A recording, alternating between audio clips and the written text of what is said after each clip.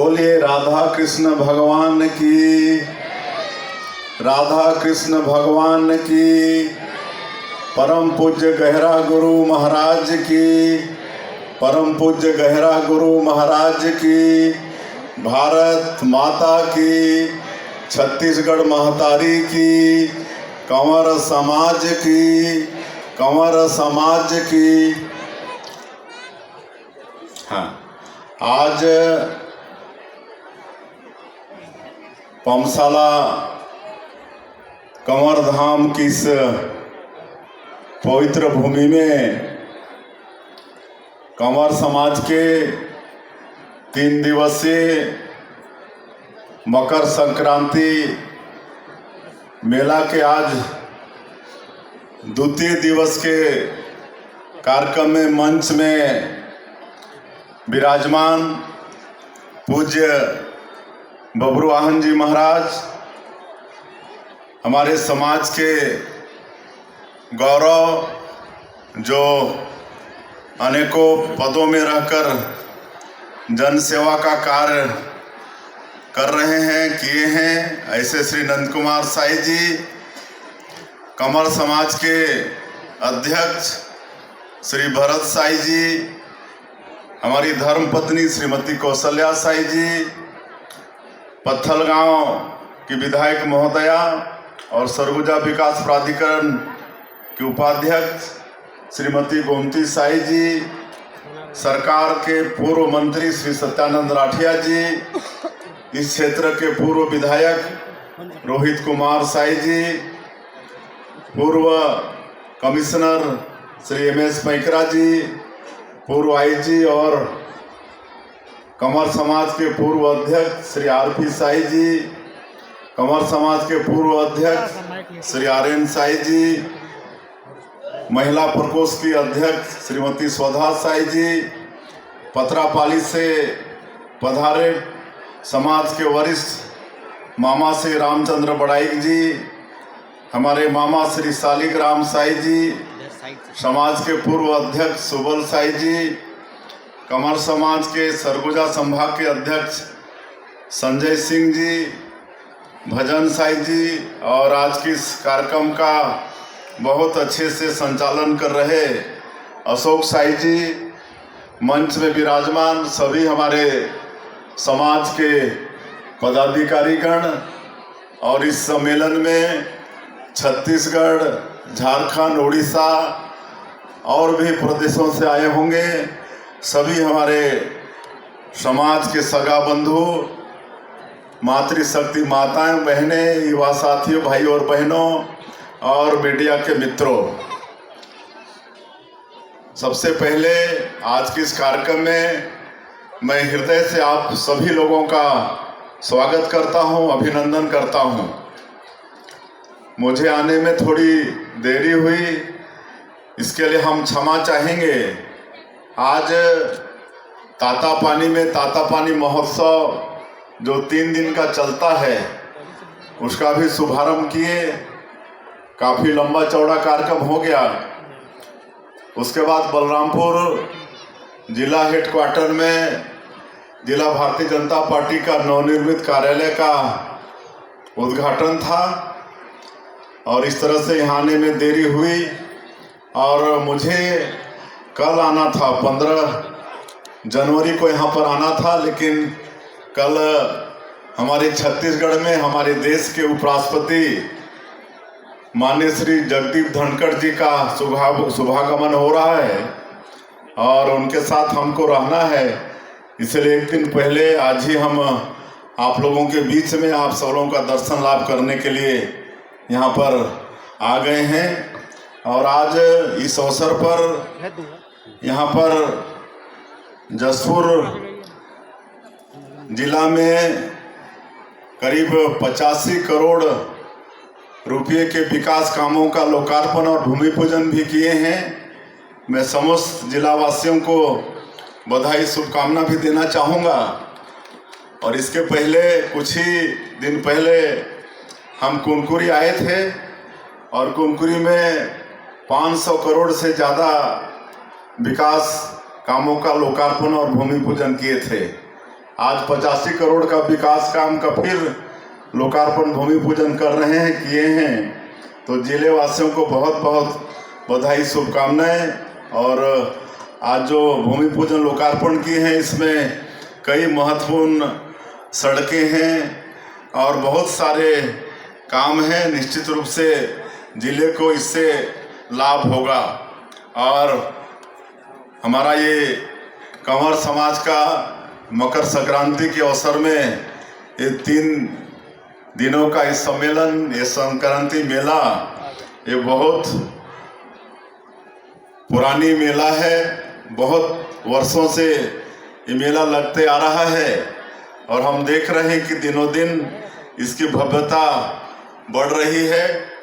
इसमें पूरे देश के विभिन्न क्षेत्रों से, जहाँ से भी हमारे कंवर समाज के लोग हैं, कभी महाराष्ट्र, मध्य प्रदेश, आसाम, उड़ीसा, ऐसे उड़ीसा से तो आते ही हैं, उड़ीसा तो लगा हुआ है, लेकिन दूर दूर के प्रदेशों से आते हैं और यहाँ पर एक समाज का सागर बहता है। सब आपस में मिलते जुलते हैं और हमारे समाज का बड़ा गौरवशाली इतिहास रहा है।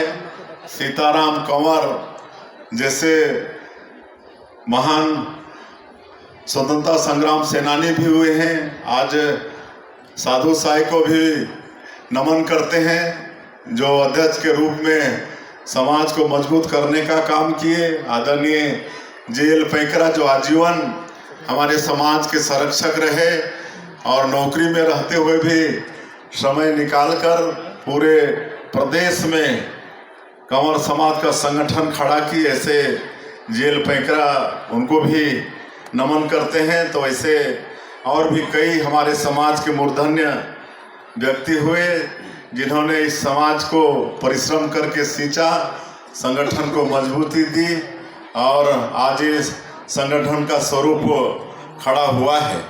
और लगातार ये हम लोगों का पमसाला का एक केंद्र है इस क्षेत्र का, कंवर समाज का। यहाँ पर पिछले हर हमारे समाज के जो भी जनप्रतिनिधि हुए हैं, सबका यहाँ के विकास में सहयोग रहा है। चाहे वो भरत साई जी हों, गोमती साई जी हों, रोहित कुमार साई जी हों, शिवशंकर साई जी हों, ननकीराम कंवर, उनका भी सहयोग रहा है। हमारे इस प्रदेश के 15 साल के मुख्यमंत्री आदरणीय डॉक्टर रमन सिंह जी, उनका भी रहा है। हमारा भी विधायक सांसद के रूप में रहा है। तो जितने भी हमारे समाज के जनप्रतिनिधि हुए हैं, इस केंद्र को बढ़ाने में सबका महत्वपूर्ण सहयोग मिला है और इस केंद्र को और भी आगे बढ़ाने की आवश्यकता है, क्योंकि बहुत सुंदर रेव नदी के तट पर ये केंद्र है हमारे समाज का। यहाँ पर राधा कृष्ण मंदिर बन गया है, शिव जी का शिवलिंग यहाँ पर स्थापित है और भी यहाँ पर भवन वगैरह की आवश्यकता है। मैं समाज को आश्वस्त करना चाहूँगा कि आप लोगों ने आशीर्वाद देकर आपके समाज के बेटा को इस प्रदेश के मुख्यमंत्री के रूप में खड़ा किया है। तो यहाँ की जो भी आवश्यकता होगी, यहाँ का जो भी विकास की दृष्टि से काम की आवश्यकता होगी, वो सब की जिम्मेदारी मैं लेता हूँ। आप लोग जैसा जैसा यहाँ पर बोलेंगे, वैसा वैसा विकास का काम यहाँ पर होगा।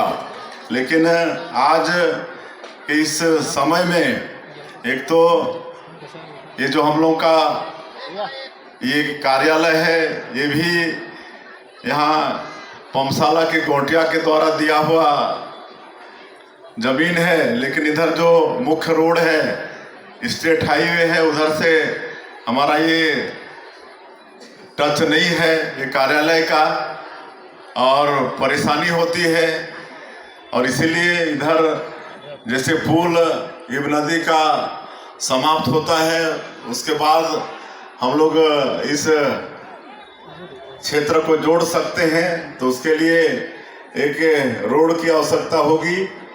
तो मैं उस रोड की मतलब घोषणा करता हूँ, उसमें जितना भी पैसा की आवश्यकता आज मैं पैसे की घोषणा नहीं कर रहा हूँ। यहाँ पर कलेक्टर साहब आए होंगे, उसका एस्टीमेट बनवाएंगे, उसमें जो भी लागत होगा 200 मीटर शायद ज़रूरत है, तो इसकी मैं घोषणा करता हूँ। और ये कंदई बहार यहाँ पर पास में लगा हुआ है, और जब यहाँ पर सम्मेलन वगैरह होता है तो आसपास भी हमारे समाज के लोगों को रुकना पड़ता है। तो वहाँ पर एक सामुदायिक भवन की बहुत दिनों से मांग है, तो मैं वहाँ पर भी 20 लाख रुपए की घोषणा करता हूँ। और यहाँ पर जब भी कोई बड़े व्यक्ति आते हैं तो हेलीकॉप्टर से आते हैं, तो ये पम्पशाला में उसके लिए भी हेलीपैड की ज़मीन नहीं है, ये पगुरा बहार का स्टेडियम में उतारना पड़ता है। तो स्टेडियम की समतलीकरण के लिए भी उसका अच्छा वो हो, और उसमें हमारे बच्चे खेले कूदे भी, इसलिए स्टेडियम के समतलीकरण के लिए भी मैं 20 लाख रुपए की घोषणा करता हूँ, अच्छा सा उसका समतलीकरण हो जाए। वैसे ही हम लोगों का ये फरसा बहार ये क्षेत्र विकासखंड नागलोक कहलाता है। यहाँ पर सांप की अनेक प्रजातियाँ मिलती हैं, और हमारे अजय महाराज बहुत दिनों से इस पर काम भी करते हैं। तो यहाँ पर बहुत मांग है कि स्नेक पार्क की स्थापना हो, तो उधर हम काम भी हम लोग शुरू करवा दिए हैं। तो मैं स्नेक पार्क की भी घोषणा करता हूँ। और तपकरा में लिंक कोड तो है तहसील का, लेकिन उसको फुल फ्लेश तहसील की भी आज मैं घोषणा करता हूँ। और जैसे मैंने कहा कि चूँकि मैं भी कंवर समाज से हूँ, और आज आप लोगों के आशीर्वाद से प्रदेश के मुख्यमंत्री के दायित्व पर बैठा हूँ, तो यहाँ पर एक पूरा प्लानिंग करवा के यहाँ पर और क्या क्या आवश्यकता है उसके अनुसार पूरा यहाँ डेवलपमेंट की जवाबदारी मैं अपने ऊपर लेता हूँ। और मैं चूँकि सरकार के मुख्यमंत्री के रूप में हूँ, तो आज समय ऐसा बार बार आता नहीं है, तो कुछ मैं सरकार की भी बात करना चाहूँगा। अभी पिछले दिसंबर महीना में ही हम लोग की सरकार का 1 साल पूरा हुआ है, और 13 दिसंबर को हम लोग जनादेश पर्व के रूप में मनाए हैं। 13 दिसंबर को जो साल का सरकार का 1 साल पूरा हुआ, और 1 साल के अंदर में मोदी की गारंटी में जो भी वादा हमारी पार्टी या हमारे देश के यशस्वी प्रधानमंत्री छत्तीसगढ़ की जनता से किए थे, वो सभी काम को, बड़े बड़े काम को 1 साल में हम लोगों ने पूरा किया है। आप सबको मैं बताना चाहूँगा कि पिछले सरकार में 5 साल ग्रामीण क्षेत्र में एक भी गरीब लोगों का प्रधानमंत्री आवास नहीं बना था। गरीबों का हक छीना गया था, उनके सिर से छत छीना गया था। और हमारे आदरणीय मोदी जी ये संकल्प किए थे 2023 के विधानसभा चुनाव में कि जब भारतीय जनता पार्टी की सरकार बनेगी तो मुख्यमंत्री का सबसे पहला काम होगा गरीबों का पक्का का मकान स्वीकृत करना।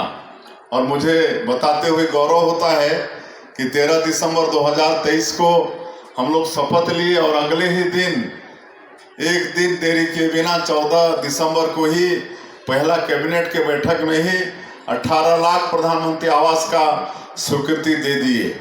और जो 40% राशि प्रदेश शासन को देना होता है उसकी हम लोग व्यवस्था अनुपूरक बजट में कर लिए। बाद में भारत सरकार से 8,47,000 की स्वीकृति एक बार आई, जिसमें सैंक्शन भी हो रहा है। कई परिवार का मकान पूरा भी हो गया है, तो उनको गृह प्रवेश भी करा रहे हैं। अभी 2-4 दिन पहले दुर्ग में वहाँ का जो नगपुरा गांव है, हमारे देश के यशस्वी पंचायत और ग्रामीण विकास मंत्री शिवराज सिंह चौहान आए थे, तो 3,88,000 प्रधानमंत्री आवास फिर अभी दे के गए हैं। और ये आश्वस्त करके गए हैं कि मार्च के बाद में जब नया वित्तीय वर्ष शुरू होगा तो अप्रैल महीना में ही फिर इतना ही 4 लाख के आसपास फिर प्रधानमंत्री आवास देने वाले हैं। तो जो भी 5 साल वंचित हो गए उनका सबका पक्का का मकान उनका बन जाएगा। और हमारे देश के यशस्वी प्रधानमंत्री चाहते हैं कि इस देश में सबका एक रहने का अच्छा पक्का का मकान हो। और इसीलिए आवास प्लस 2024 इसका सर्वे का काम अभी शुरू हो गया है। आप थोड़ा ध्यान से सुनिएगा। आवास प्लस 2024 का सर्वे का काम शुरू हो गया है और इसमें पिछले समय से कई चीज परिवर्तन किए हैं। पिछले समय किसी के पास अगर 2 व्हीलर, बाइक, स्कूटी वगैरह होता था तो वो प्रधानमंत्री आवास के लाभ से वंचित हो जाता था। लेकिन अभी जो 2024 आवास प्लस का जो सर्वे होगा उसमें उनका भी नाम जुड़ेगा। जिनके पास बाइक है, स्कूटी है, 2 व्हीलर है, जिसके पास 5 एकड़ असिंचित जमीन है उसका भी नाम जुड़ेगा सर्वे में, और जिसके पास 2.5 एकड़ सिंचित जमीन है उसका भी नाम जुड़ेगा। पहले 10,000 से ऊपर जिसकी मासिक आमदनी होती थी वो भी प्रधानमंत्री आवास से वंचित हो जाता था, लेकिन अब उसको भी बढ़ा के 15,000 मासिक आय कर दिए हैं। जिसकी मासिक आय 15,000 है वो भी अब प्रधानमंत्री आवास का हकदार होगा और इसका सर्वे चल रहा है। इसमें एक और सुविधा है कि इसमें भारत सरकार एक ऐप डेवलप किया है जो आप लोगों के समक्ष में आएगा। उसको आप लोग अपने मोबाइल में लोड करेंगे और सबके पास आधार कार्ड होना चाहिए। उसमें आप आधार कार्ड लॉगिन करेंगे तो एक फार्म आएगा और उस फार्म में आप पूरा भरेंगे तो अपने आप घर बैठे आपका सर्वे हो जाएगा। कोई अधिकारी के पास आपको जाना नहीं पड़ेगा, कोई दफ्तर जाना नहीं पड़ेगा, कोई अधिकारी का आपको इंतजार करना नहीं पड़ेगा। घर बैठे आपका प्रधानमंत्री आवास 2024 आवास प्लस में आपका सर्वे हो जाएगा। तो ये इसका आप सभी लोगों को लाभ लेने की आवश्यकता है। और किसानों का वादा भी पूरा किए हैं। 21 क्विंटल प्रति एकड़ धान खरीदे हैं, 3100 रुपया धान का कीमत दिए हैं और अंतर की राशि पिछले साल 24,72,000 किसानों का 13,320 करोड़ रुपया एक दिन में, 1 मिनट में सबके खाते में भेजने का काम किए। 25 दिसंबर जिसको हम लोग सुशासन दिवस के रूप में मनाते हैं, जो छत्तीसगढ़ के निर्माता श्रद्धेय अटल बिहारी वाजपेयी जी की जयंती है, तो 25 दिसंबर 2023 को अंतर की राशि को भेजने का काम हम लोग की नहीं, उस दिन बोनस की राशि दिए। 2 साल का जो बकाया बोनस था वो हम लोग 25 दिसंबर को दिए। 13 लाख किसानों का 3716 करोड़ रुपया और अंतर की जो राशि थी 13,320 करोड़ रुपया, इसको मार्च में देने का काम किए। 10 मार्च को दिए। तो ये सारा वादा जो किए थे हम लोग पूरा कर रहे हैं। आज 70 लाख से ज़्यादा हमारी माता बहनों के खाते में हर महीना महतारी बंधन योजना का 1,000 रुपया भेज रहे हैं। हर महीना 11 महीना हो गया, हर महीना भेज देते हैं। आज हमारी माताएं इससे आर्थिक रूप से सक्षम हो रही हैं। भले 1,000 कहने से कम लगता है, लेकिन ग्रामीण क्षेत्रों के लिए अगर 1,000 भी महीना आता है तो बहुत होता है। सारंगढ़ में एक दानसारा गांव है, वहाँ की सभी महिलाएं महतारी बंधन योजना का पैसा एकत्रित करके राम मंदिर का निर्माण वहाँ वो लोग शुरू कर दिए हैं। तो ऐसा काम भी आज महतारी बंधन योजना से संभव हो पा रहा है। तो ये सब काम है। रामलला दर्शन योजना की शुरुआत किए हैं। 20,000 से ज़्यादा राम भक्त इस योजना का लाभ ले चुके हैं। तेंदुपत्ता का कीमत वादा के अनुसार 4,000 से बढ़ा के 5,500 प्रति मानक बोरा उसको कर दिए हैं। बोनस वितरण का भी काम चालू हो गया है। कल हम सुकमा दंतेवाड़ा में थे तो उस क्षेत्र के हमारे जो संग्राहक हैं उनको हम कल तेंदुपत्ता का बोनस भी बांट के आए हैं। तो जो डॉक्टर रमन सिंह के सरकार में जो बोनस की प्रथा थी उसको भी हम सब लोग फिर से यहाँ पर लागू कर दिए हैं। तो ये सब काम हो रहा है। आप सब लोगों को ये भी मालूम है कि हमारे प्रधानमंत्री जी ये वादा किए थे कि जो बीएससी में हमारे छत्तीसगढ़ के युवाओं के साथ, उनके भविष्य के साथ खिलवाड़ हुआ था। सब बड़े बड़े उद्योगपति, बड़े बड़े ऑफिसर के बेटा टॉप 20 में आ गए थे। उनका सिलेक्शन हो गया था डिप्टी कलेक्टर के रूप में और उसकी जांच का वादा था हमारे प्रधानमंत्री जी का। सीबीआई उसकी जांच कर रही है और उसके भी जो दोषीदार हैं वो जेल जाना शुरू हो गए हैं। उसका जो चेयरमैन था वो जेल चला गया है, उसका जो एग्जाम कंट्रोलर एक महिला थी वो जेल चली गई है, और जो लोग रिश्वत देकर अपने बच्चों की नियुक्ति कराए थे ऐसे लोग भी लगातार जेल जा रहे हैं। तो ये सब काम हो रहा है। तो ये हम लोग करप्शन के मामले में जीरो टॉलरेंस की नीति अपनाए हैं, और कोई भी दोषीदार होगा उस पर सरकार बख्शने वाली नहीं है। आप देख रहे हैं पिछली सरकार में क्या क्या घोटाला नहीं हुआ। शराब में घोटाला, कोयला में घोटाला, डीएमएफ में घोटाला, रेत में घोटाला, सब में घोटाला ही घोटाला। अभी एक पिछली सरकार का मंत्री का जांच चल रहा है शराब घोटाला में, आबकारी मंत्री था। 2000 करोड़ का घोटाला है कांग्रेस की सरकार में, तो उसकी भी जांच हो रही है। जब उससे पूछताछ एजेंसी कर रही है तो बोलता है कि हम तो अनपढ़ थे और अधिकारी जो बोलते थे दस्तखत कर दिए। तो ये तो हाल था पिछली सरकार का कि अनपढ़ मंत्री भी सरकार चला रहे थे। तो ऐसे किसी भी दोषीदार को सरकार बख्शने वाली नहीं है। तो ये सब चूँकि बार बार समय नहीं मिलता है, तो ये सब बात आप सब लोगों के सामने में हमने रखने का प्रयास किया है। और हमारे देश के यशस्वी प्रधानमंत्री लगातार आदिवासियों का सम्मान बढ़ाने का काम किए हैं। आज इस देश में जो सर्वोच्च पद है, महामहिम राष्ट्रपति का पद, आज हमारे समाज की एक बहन, एक बेटी वहाँ बैठी है, श्रीमती द्रौपदी मुर्मू। इससे और गौरव की बात हमारे आदिवासी समाज के लिए क्या हो सकता है। आज छत्तीसगढ़ का मुख्यमंत्री जनजातीय समाज का एक बेटा आपके सामने खड़ा होकर बोल रहा है, इससे और गौरव की बात क्या हो सकती है।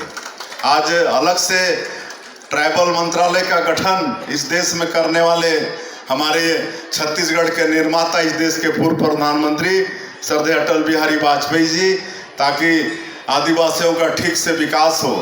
आज 10 करोड़ से ज़्यादा आबादी पूरे देश में हमारे जनजातीय लोगों का है, और अलग से मंत्रालय का गठन अटल बिहारी वाजपेयी जी ने इस देश में किया। और आज जनजातीय समाज का ठीक से विकास हो। अभी पिछले 2 अक्टूबर को उन्होंने धरती आबा जनजातीय ग्राम उत्कर्ष योजना लॉन्च किया है। ये जनजातीय ग्राम उत्कर्ष योजना ये 80,000 करोड़ का है। इसमें हमारा छत्तीसगढ़ का 6,500 गांव उसमें शामिल है। 6,500 गांव को उसका लाभ मिलेगा। उसी तरह से जो विशेष पिछड़ी जनजाति के लोग हैं, कोरवा, बिरहोर, पंडो, अबूझ माड़िया और बैगा, ऐसे लोगों के लिए पीएम जनमन योजना प्रधानमंत्री जी 24,000 करोड़ का लागू किए हैं। आप देखने जाइएगा बगीचा जसपुर तरफ, कोरवा, बिरहोर लोगों का जो गांव है वहाँ पर सड़कें बन रही, वहाँ पर बिजली पहुँच रहा है, उनके घर में नल द्वारा पानी पहुँच रहा है, राशन कार्ड बन रहा है, सारी सरकार की सुविधा वहाँ पहुँचा रहे हैं। तो इस तरह से काम हो रहा है। आज बस्तर जहाँ पर नक्सलवाद है, और वहाँ भी 1 साल में हमारी सरकार और हमारे सुरक्षा बल किस तरह से मजबूती के साथ लड़ाई लड़ रहे हैं। आप लोगों को मालूम है कि लगातार वहाँ सुरक्षा कैंप खोल के आज 100 से ऊपर गांव में हम लोग नियत नेलानार योजना के माध्यम से सरकार की सभी योजनाओं को पहुंचाने का काम कर रहे हैं। उधर सड़कें, बिजली, पानी, दूरसंचार का साधन, रेल, सब क्षेत्र में वहाँ पर काम हो रहा है। तो ये सब आपका ये बेटा सरकार के मुखिया के रूप में आप लोगों के आशीर्वाद से ये सब काम छत्तीसगढ़ के विकास में कर रहा है। और मैं ज़्यादा नहीं कहते हुए आज के इस अवसर में, क्योंकि आज आप लोगों के समाज के बीच का हूँ, आप लोगों का बेटा हूँ, इसलिए मैं आप सभी लोगों से आशीर्वाद चाहूँगा, आप लोगों का मार्गदर्शन चाहूँगा कि कहीं भी हमारे समाज का मतलब सिर नीचा मत हो। हमारे कारण हर जगह सिर ऊंचा रहे हमारे समाज का। ये ताकत आप सब लोग मुझे दें, और मुझे पूरा विश्वास है कि छत्तीसगढ़ एक बहुत उन्नत प्रदेश बन सकता है, क्योंकि यहाँ पर खनिज संपदा भरपूर है। यहाँ लोहा है, कोयला है, यहाँ पर सोना है, डायमंड है, लिथियम, अभी लिथियम जैसा दुर्लभ चीज अभी हमारे छत्तीसगढ़ के कटघोरा में मिला है। टीना है, जिंक है, भरपूर खनिज संपदा है। और 100 तरह से ज़्यादा यहाँ पर फॉरेस्ट प्रोड्यूस है। 44% भूभाग छत्तीसगढ़ का वनों से आच्छादित है। यहाँ की मिट्टी उर्वरा शक्ति से भरपूर है। आप सब लोग मेहनतकश किसान हैं, तो निश्चित रूप से प्रदेश बहुत आगे विकास करेगा। खाली अगुआ लोगों का नीति और नियत साफ होना चाहिए, तो ये प्रदेश आगे जाने में कभी भी पीछे नहीं रहेगा। और शिक्षा के क्षेत्र में भी, क्योंकि शिक्षा विकास का मूल मंत्र है, ऐसे अवसर में मैं समाज से आग्रह करना चाहूँगा कि हमारे हर बेटा बेटी को पढ़ाना लिखाना है। हम लोग नई शिक्षा नीति भी लागू किए हैं, और ये नई शिक्षा नीति खाली डिग्री देने का काम नहीं करेगा, बल्कि ये रोजगार मुखी भी होगा। रोजगार की शिक्षा भी हम लोग इसमें पढ़ाने जा रहे हैं। और प्राइमरी स्कूल में 18 भाषा में, वहाँ का जो स्थानीय भाषा है उसमें किताबें छपवा कर प्राइमरी की शिक्षा उन बच्चों को उन्हीं की भाषा में देने का काम कर रहे हैं। आज MBBS की पढ़ाई आज छत्तीसगढ़ में हिंदी में भी होगा, इसकी भी व्यवस्था किए हैं, ताकि हमारे जो हिंदी भाषी बच्चे हैं वो भी आगे चल के डॉक्टर बने। तो इसकी भी व्यवस्था हमारी सरकार ने यहाँ पर किया है। नालंदा परिसर हम लोग खोल रहे हैं। यहाँ जसपुर में भी 500 सीट का, कुनकुरी में 250 सीट का खोल रहे हैं। आज 22 जिले में इसकी व्यवस्था कर रहे हैं। रायपुर में एक 3000 सीटर का 24 घंटा और पूरे सप्ताह चलने वाला नालंदा परिसर है। उसमें हमारे जो बच्चे, जो टैलेंटेड बच्चे हैं, जिनको आगे चल के SP कलेक्टर बनना है, डॉक्टर इंजीनियर बनना है, बड़े प्रतियोगी परीक्षा की तैयारी करना है, तो उनको हम लोग ऑनलाइन और ऑफलाइन स्टडी मटेरियल नालंदा परिसर के माध्यम से उपलब्ध कराने का काम कर रहे हैं। तो ये सारा विकास का काम 1 वर्षों में ही हम सब लोगों ने करना शुरू कर दिया है। और जसपुर जिले की जहाँ तक मैं बात करना चाहूँगा, यहाँ पर कलेक्टर SP हैं, हमने उनको कहा है कि जसपुर में कोई भी कमी नहीं रहना चाहिए, चाहे वो सड़क का क्षेत्र हो, शिक्षा का हो, चाहे सिंचाई का हो, हर क्षेत्र में यहाँ जो भी आवश्यकता है उसको आप बना कर लाइए, उसका एस्टीमेट बना कर लाइए, उसका प्रपोजल बना कर लाइए। हम सैंक्शन करने के लिए सरकार में बैठे हुए हैं, उस दिशा में काम कर रहे हैं। आज हमारा जो मयाली का जो मधेश्वर पर्वत है, जो मतलब विश्व का सबसे बड़ा नेचुरल शिवलिंग का भी ख्याति, उसको आपका golden book of world record, इसमें विश्व का सबसे बड़ा नेचुरल शिवलिंग का दर्जा मिल गया है। और उसको आगे बढ़ाने की दिशा में हम लोग प्रपोजल बना रहे हैं, और उसको हम लोग धार्मिक दृष्टिकोण से भी और पर्यटन की दृष्टि से भी बहुत आगे बढ़ाने वाले हैं। एक कोतेबीरा है, वहाँ पर जिस तरह से आपका ऋषिकेश में लक्ष्मण झूला है, उस तरह का झूला बनवाने का यहाँ पर हम लोगों का वो सोच है। ये सारा काम आने वाले समय में मूर्त रूप लेगा, क्योंकि समय काफ़ी हो गया है, बहुत कुछ हम लोग कर रहे हैं। आने वाले समय में सब दिखेगा, और आप लोगों को कोई चीज़ मांगने की आवश्यकता नहीं होगी, काहे कि मैं यहीं का रहने वाला हूँ, और यहाँ की क्या आवश्यकता है, यहाँ पर क्या चीज़ चाहिए, वो सब हमको मालूम है। इसलिए यहाँ का पूरा विकास करने के लिए छत्तीसगढ़ की सरकार वचनबद्ध है, कटिबद्ध है। मैं अंत में आप सभी लोग इतना देरी तक हमको सुनने के लिए, हमारे नेताओं को सुनने के लिए आप लोग यहाँ पर एकत्रित हुए हैं।